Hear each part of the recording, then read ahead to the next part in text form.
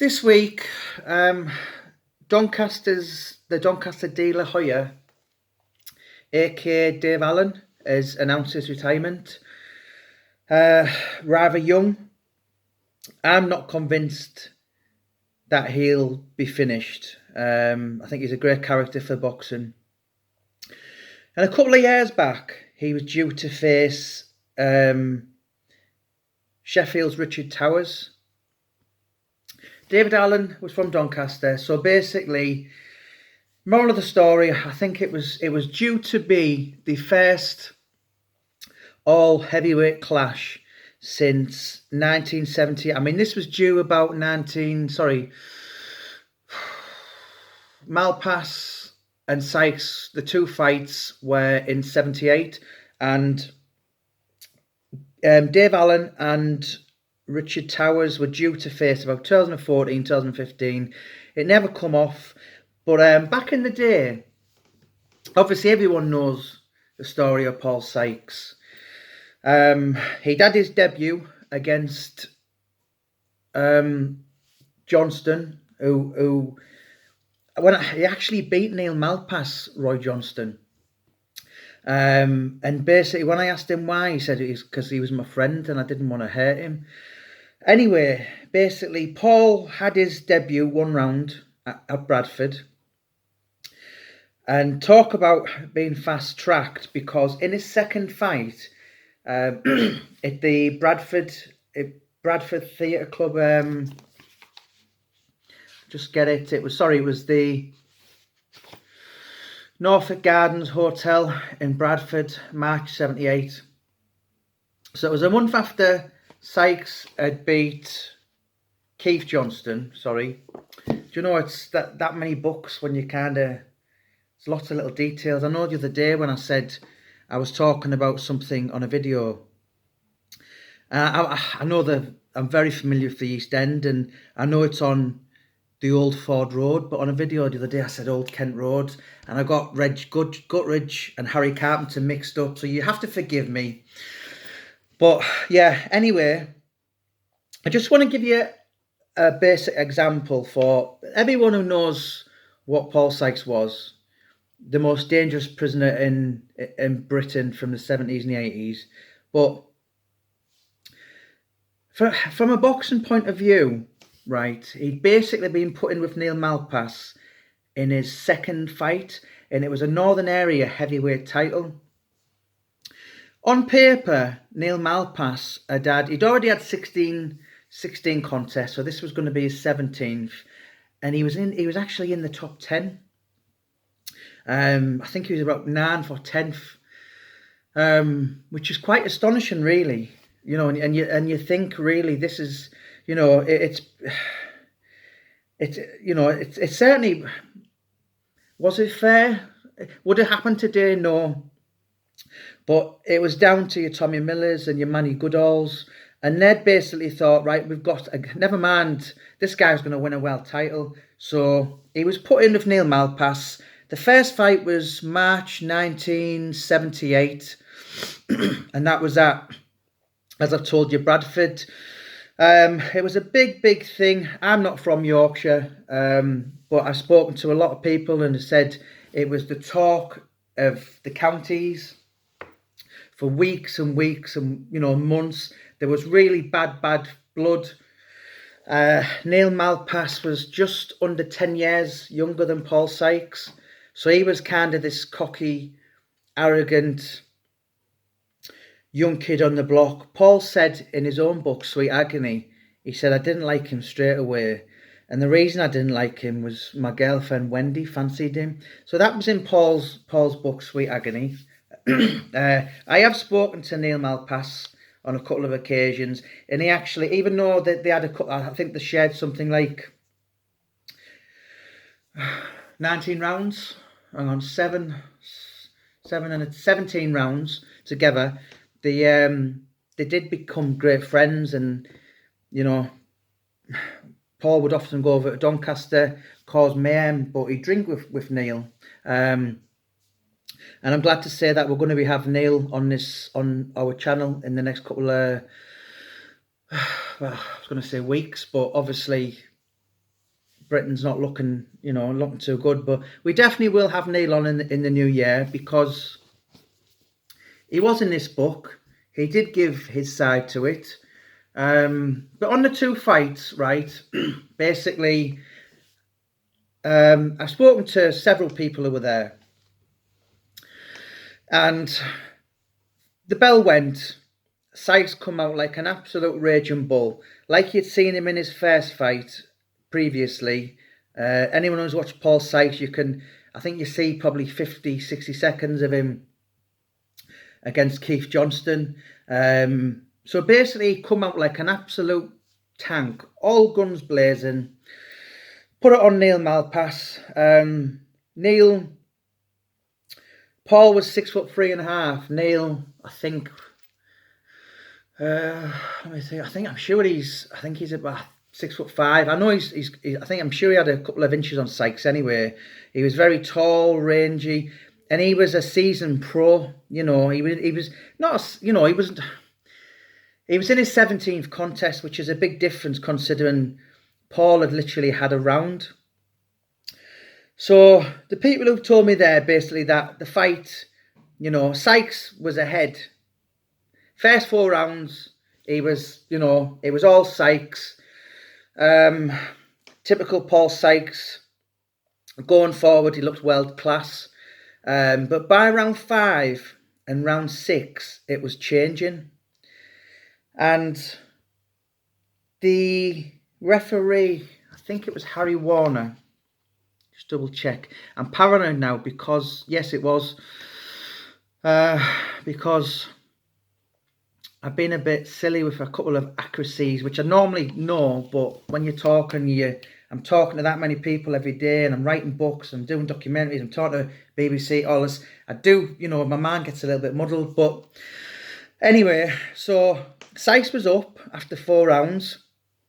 5 and 6, Neil crept well back into this fight. And this, normally when you make your pro debut, you go into 4-round fights. And then after you've had about 7 or 8, you'll go to 6 rounds. Then you go to 8 rounds. Now, this fight was scheduled for, I was going to say 8, but I'll just double check.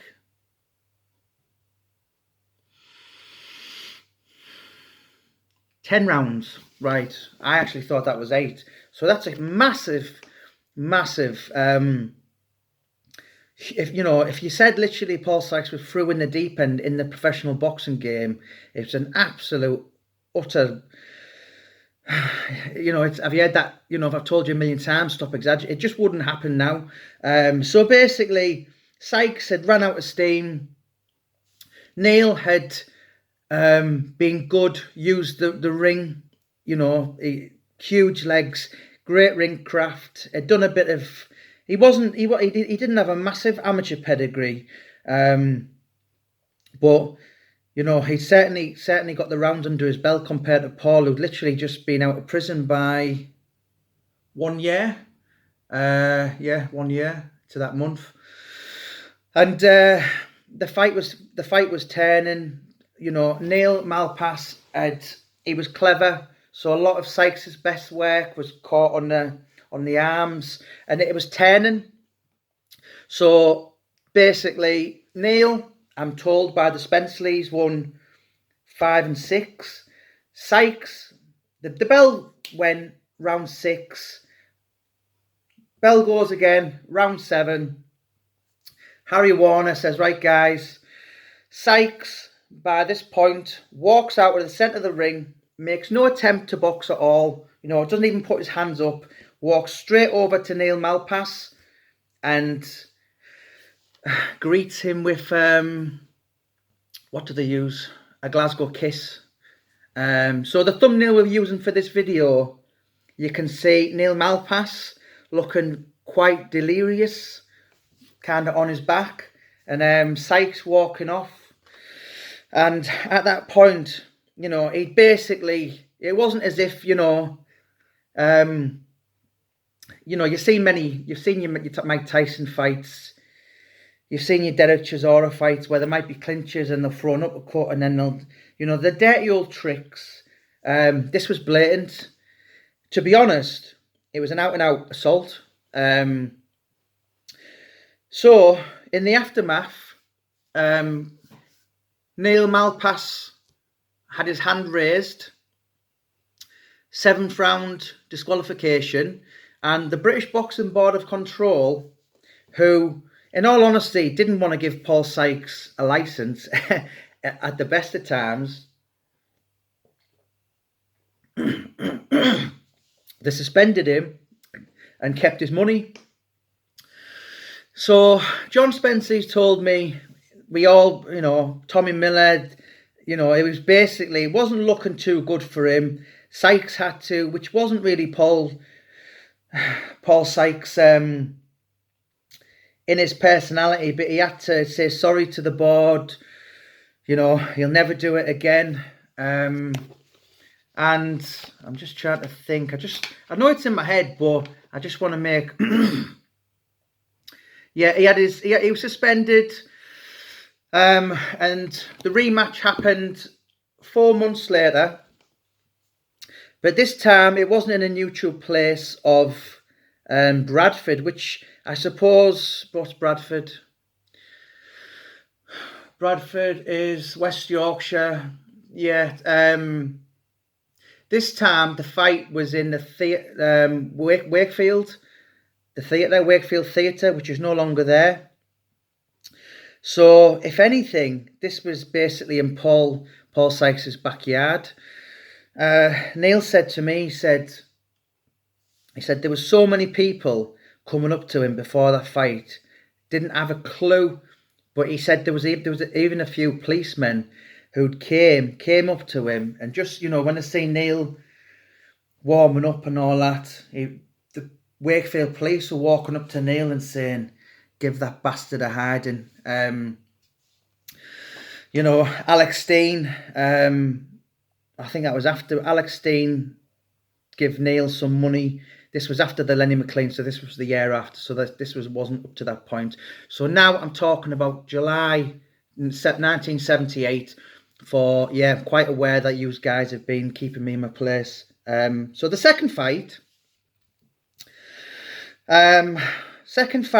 was scheduled to be 10 rounds again, but this time Paul Sykes couldn't get his head around the fact that Neil Malpass not only had John Spenceley, who he absolutely idolised, but he had his brother in his corner, Tony Spenceley. He just couldn't. He thought it was almost like a betrayal. When anyone who knows boxing, when you work in your corner, you get, I think it's 10% or something, and even your seconds get something like 2%. It all works out slightly different in boxing. Your manager will take some, promoters take some. Anyway, and boy, it was a big difference from the first fight, because like coming out all out,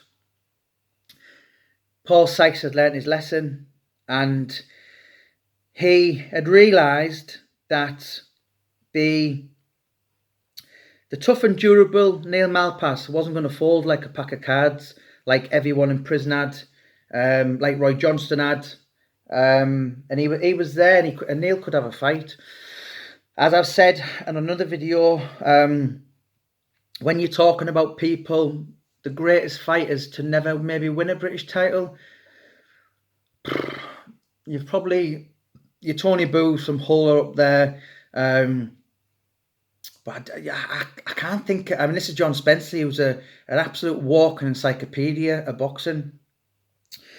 Maybe Tommy Coyle quite recently, but Neil was quite. I mean, as I told you on another video, he knocked Danny McAlinden out. And this was before the Paul Sykes fight. Danny McAlinden was a British champion, and Irish guy.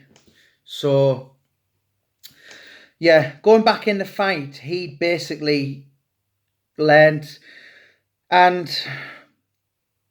I spoke to witnesses, and I spoke to Neil Malpass, And John Spenceley and Tony Spenceley said to me, even though they were in Neil's corner, they said, but they were more friendly with Paul, you know. But it was a business arrangement. They were hired by Neil for the night.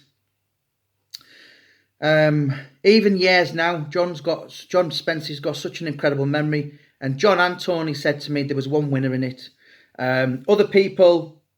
I think Richard Dunn, I spoke to him a couple of years. I spoke to a couple of people from around the boxing world, and they said Neil Malpass won a good 7 rounds.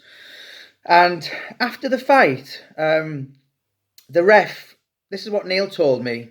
Neil had his hand raised, and kind of Paul Sykes, as you could imagine, what prime Paul Sykes, 31-year-old, just approaching 32-year-old, yeah, and basically kind of walked up to the ref and given the eyes and menaced, and the feedback, what Neil said to me was basically the ref bottled it and give it as a draw. But I've spoken to Neil Malpass's corner, not John Spenceley and Tony Spenceley. I spoke to a lovely gentleman who's in the book. Forgot his name top of my head, but you know, and I have spoken to a couple of other people, and said it was even the Boxing News was saying Sykes was really lucky to get a draw. But the one thing he had done, he'd redeemed himself, and he'd got his pride back, and he proved himself that, you know, he could go 10 rounds, and you know, because he had, you know. Everyone knows he turned his back on John Gardner, and I think this is why he didn't headbutt John Gardner in the second fight, is because he didn't want to pay suspending as well, which was £1,750, which it was I imagine an awful lot of money back in 1979.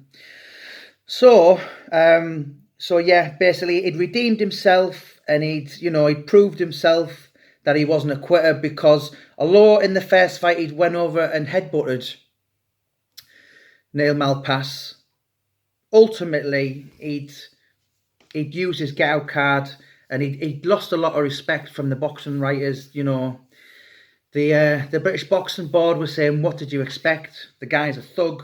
To quote Steve Bunce on the latest book I've done on Paul Sykes, which was Sykes' Final Agony, Steve Bunce said, to call him a notorious character would be a compliment, believe me. A notorious thug is a compliment, and I thought that was very funny. Yeah, they did become great friends over the years, Neil Malpass and Paul Sykes, because and a saying that has always stuck in my head. What Neil said to me, he said, Jamie, he said, I met Paul Sykes in the ITV studios, because it was that big. It was on Yorkshire television, you know, and Sykes wanted to get at him.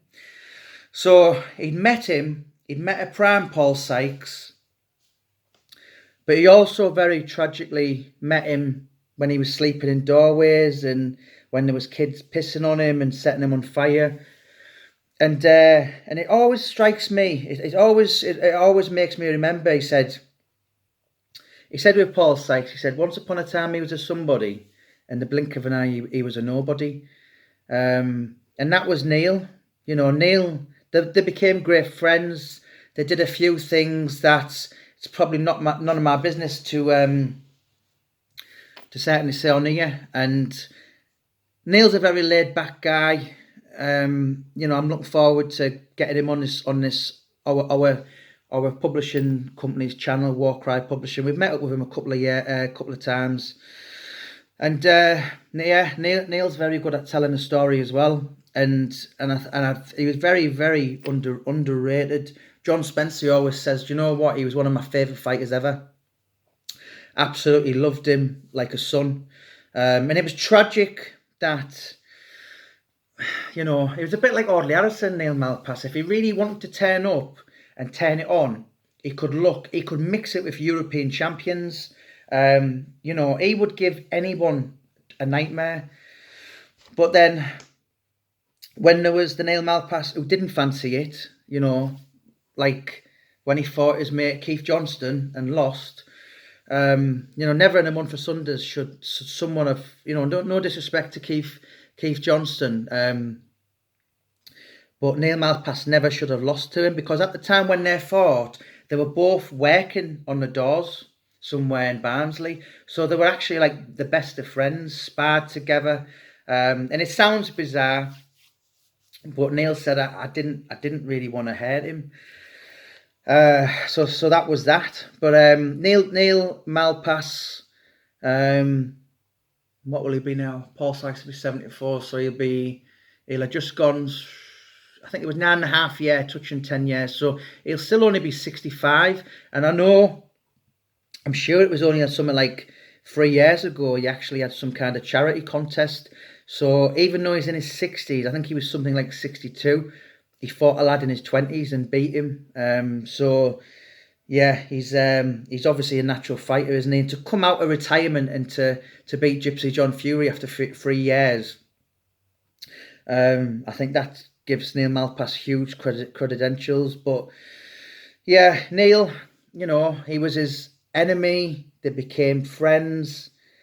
And I think, there's probably a book maybe in Neil Malpass one day. He certainly had an interesting life. And I know he did a lot of things with Paul Sykes together.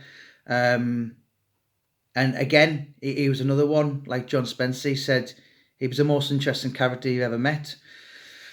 Neil tried to help Paul. He's seen him drink, and it broke Neil's heart to see Paul going down the route he did. I remember Paul's only sibling Kate telling me, he said he was like the first one there, Paul's send-off, so he had a lot of history with Paul Sykes. But that was the story behind the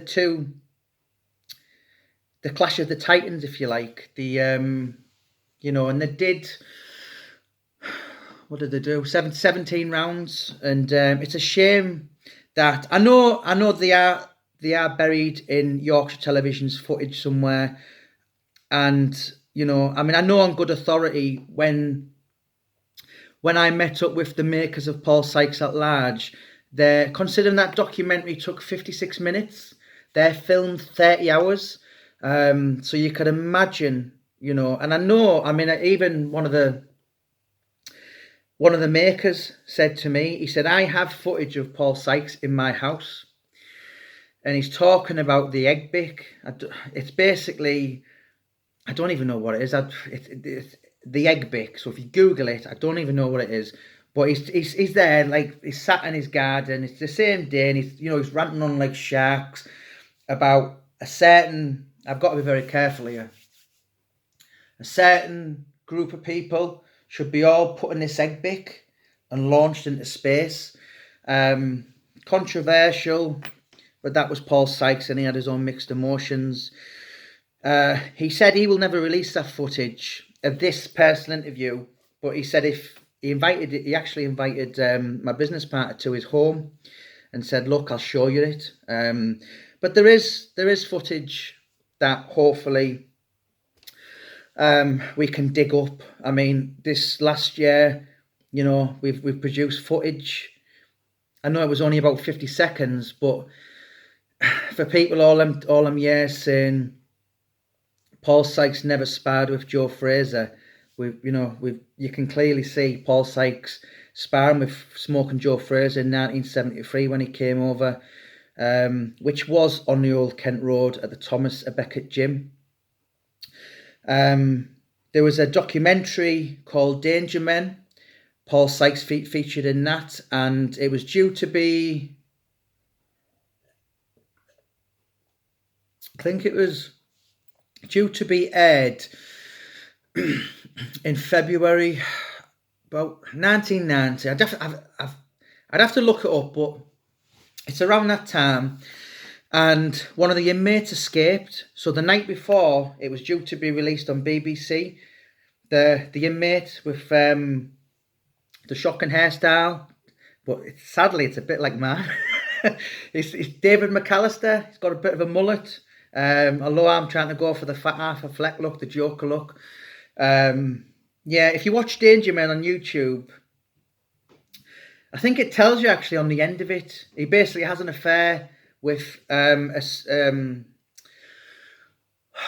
was her name? A lady screw or prison teacher called Pauline Heidi.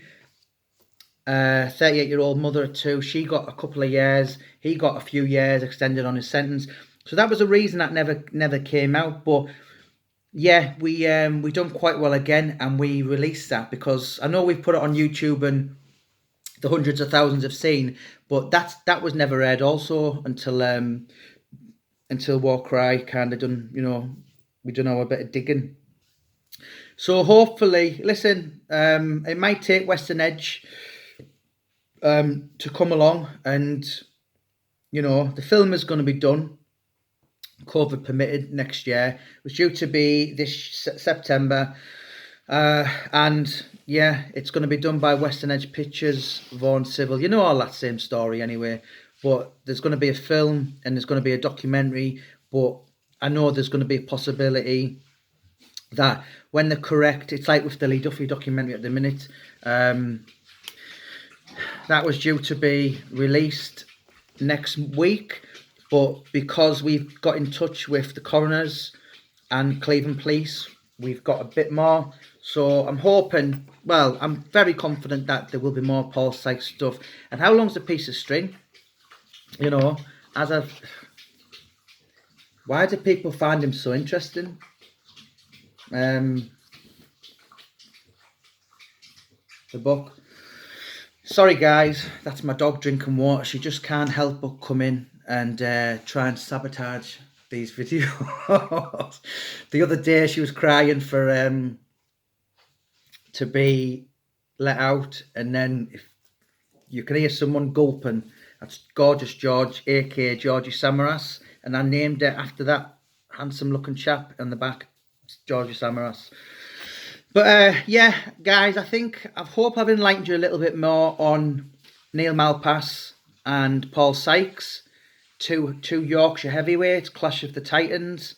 It's not often that you get two heavyweights. I mean, I was watching Sky Sports, I think it was Ringside a couple of years back, and it did actually bring up Paul Sykes. It said David Allen from Doncaster is going to be facing Richard... oh God, memory. I took a lot of blows to the head as a kid. I said his name earlier. Inglecamp fighter, Richard Towers. Yeah, and this is the first all heavyweight Yorkshire class since Paul Sykes and Neil Malpass. So that was that was just the brief, what happened in the fights, and in my opinion, from a boxing person's